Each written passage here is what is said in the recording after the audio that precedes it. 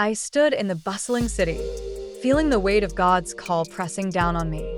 "Jonah, go to Nineveh," he said. Nineveh, the heart of the Assyrian Empire, known for its cruelty and violence. They were enemies of Israel, and I was terrified. How could I deliver a message of repentance to such a wicked city? Instead of obeying, I fled. I boarded a ship bound for Tarshish, thinking I could escape the divine command. But deep down, I knew I couldn't outrun God. The moment I set sail, a fierce storm erupted, tossing the ship like a toy in the waves. The sailors, desperate and terrified, cast lots to find out who was responsible for this calamity. The lot fell on me. I confessed, "I'm fleeing from God."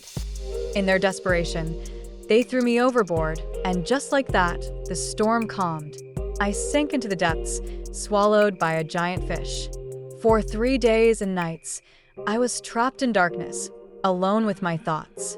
In that belly of despair, I cried out to God, acknowledging His power and mercy. From the depths of the grave, I called for help, and you listened to my cry. Then, after what felt like an eternity, the fish spat me out onto dry land.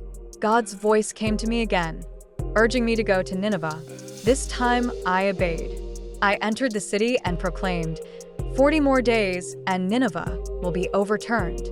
To my astonishment, the people, from the king to the commoners, repented.